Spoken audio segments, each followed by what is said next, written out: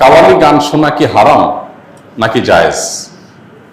দেখুন, কাওয়ালি গান এর কথামালা যদি খারাপ না হয়, অর্থাৎ সেটার যে কথাগুলো আছে সেখানে যদি এমন কিছু না থাকে যেটাতে শিরক আছে বা হারাম কিছু আছে, তাহলে সেটা খালি গলায় গাইলে সেটা জায়েজ আছে, শোনাও জায়েজ আছে, গাওয়াও জায়েজ আছে।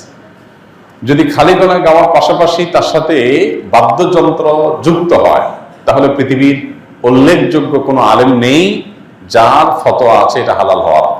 অর্থাৎ সবাই প্রায় একমত যে বাদ্যযন্ত্র যখন যুক্ত হবে তখন গানের কথামালা ভালো থাকলেও সেটা কি হয়ে যাবে? হারাম হয়ে যাবে। একজন মুসলিম হিসাবে হালাল হারাম মেনটেন করা আমাদের জন্য খুবই গুরুত্বপূর্ণ বিষয়। এটা ঐচ্ছিক কোনো বিষয় না। মনে রাখবেন, শরীয়ত যে বিষয়গুলো হারাম করেছে কিন্তু আমাদের বুঝে আসে না কেন হারাম করেছে, আপনি নিশ্চিত থাকবেন যে অকাট্যভাবে শরীয়তের কোরআন হাদিসের আলোকে যেটি হারাম হওয়া প্রমাণিত হয়েছে সেই বিষয়ে অবশ্যই শরীয়তের কোনো হিকমা বা রহস্য আছে। অর্থাৎ আল্লাহ সুবহানাহু ওয়া তাআলা নিষেধ করেছেন আর কোনো কারণ নাই, লজিক নাই, এটা হতে পারে না।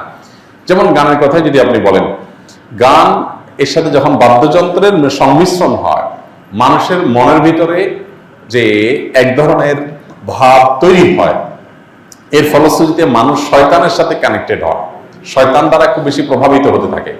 শয়তান আমাদের দৈনন্দিন জীবনে, আমাদের ব্যক্তিগত জীবনে, আমাদের উঠা বসায় নানাভাবে আমাদেরকে প্রভাবিত করে। তো এইটা থেকে বেঁচে থাকার জন্য আমাদের সচেষ্ট থাকতে হবে এবং সতর্ক থাকতে হবে।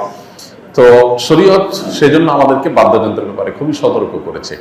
সূরা লুকমানের 6 নম্বর আয়াত, সম্ভবত সেখানে 6 নম্বর 3 নম্বর আয়াতে আল্লাহ রাব্বুল আলামিন লাহওয়াল হাদিস কেনার ব্যাপারে যে ভর্ৎসনা করেছেন, সেখানে মূলত লাহওয়াল হাদিস বলতে এই জাতীয় গান যেগুলোতে বাদ্যযন্ত্রের ব্যবহার আছে এবং অশ্লীলতা, শিরকপূর্ণ কথা আছে, সেগুলোর কথা মিন করা হয়েছে। এই আয়াতের ব্যাখ্যা করলে আপনি বিশ্ববিখ্যাত মুফাসসিরগণ, সাহাবায়ে কেরাম এবং নবী সাল্লাল্লাহু আলাইহি সাল্লামের স্নেহধন্য ব্যক্তিবর্গের যে তাফসির রয়েছে, বড় বড় বিশ্ববিখ্যাত যে তাফসির রয়েছে, সবগুলো দেখলেই আপনি দেখতে পাবেন যে এখানে গান এবং বাদ্যযন্ত্রকে বোঝানো হয়েছে। অতএব খালি গলায় কাওয়ালি গাইলেন, সেটার কথামালার ভিতরে কোনো শিরক, আপত্তিকর, শরিয়া বিরোধী কথা থাকলো না, সেটা জায়েজ আছে।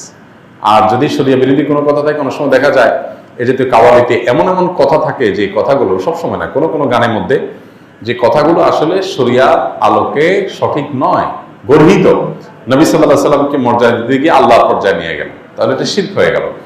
তো এইরকম যদি কিছু থাকে তাহলে সেটা খালি গলায় গাওয়া জায়েজ নাই। আর দ্বিতীয়ত হলো যে বাদ্যযন্ত্রের ব্যবহার থাকতে পারবে না, এই দুই শর্তে সেটা জায়েজ আছে। কাওয়ালি হইলে সেটাকে আমরা অনেকে ইসলামিক মনে করে গলদকরণ করি এবং সেটাকে ইসলামিক মনে করি, এটা ইসলামিক না। পরিষ্কারভাবে আমাদের ধারণা থাকতে হবে।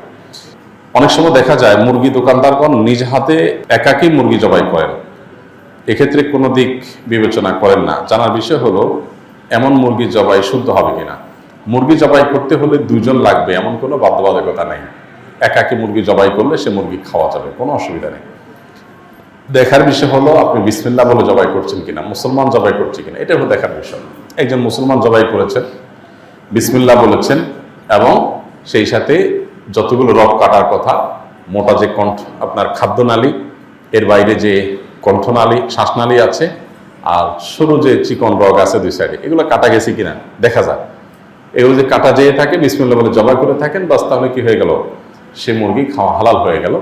এটা কি মহিলা জবাই করছে না পুরুষ জবাই করছে, ভাই বোন জবাই করছে কিনা, জবাই করার সময় ওযু ছিল কিনা, দুইজনে করলো না একজনে করলো, এগুলা কোনটাই আসলে এই মুরগির হালাল বা হারাম হওয়া, খাওয়া বা না খাওয়ার সাথে, বা খাওয়া যাওয়া, খেতে পারা বা না খেতে পারার সাথে কোনো সম্পর্ক নাই।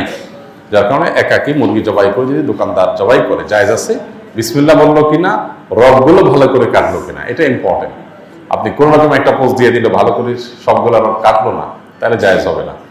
এখানে কণ্ঠনালী যেটা আছে, যেটা দিয়ে খাদ্যনালী, যেটা খাদ্য যায় সবচেয়ে মোটা, সেটা কাটা গেল কিনা, তার পাশে শ্বাসনালী আছে, এটা কাটা গেল কিনা, চিকন চিকন দুই পাশে দুইটা রগ আছে, কাটা গেল কিনা, এটা আপনি ভালো করে দেখবেন। বাস বিসমিল্লাহ বললো কিনা, তাহলে ইনশাআল্লাহ সে মুরগি খাওয়া জায়েজ হবে।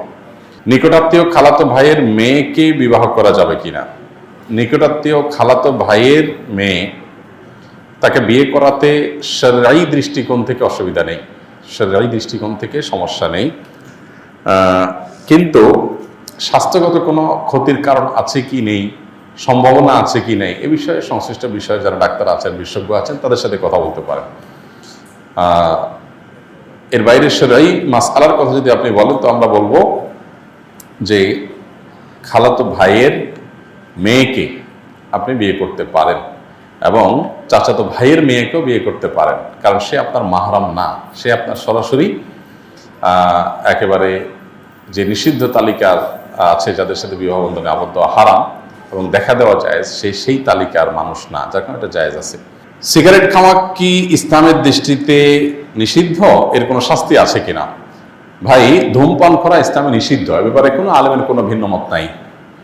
অনেক ওলামা ইকরাম মাকরুহ তাহরিমি বলেছেন, যেমন হানাফি মাযহাবের ওলামা ইকরাম মাকরুহ তাহরিমি বলেন, তবে সৌদি আরবের ওলামা ইকরাম এটাকে হারাম বলেছেন, নিষিদ্ধ এবং এটা গুনাহ নাজায়েজ, এ ব্যাপারে কারোর কোনো ভিন্ন মত নেই। কেন? প্রথমত আল্লাহ সুবহানাহু ওয়া তাআলা বলেছেন, লা তুলকু বিআইদিকুম ইলা তাহলুকা, তোমরা নিজেদেরকে ধ্বংসের দিকে ঠেলে দিও না। ধূমপান করলে আমাদের উপকার হয় না ক্ষতি হয়? ক্ষতি হয়।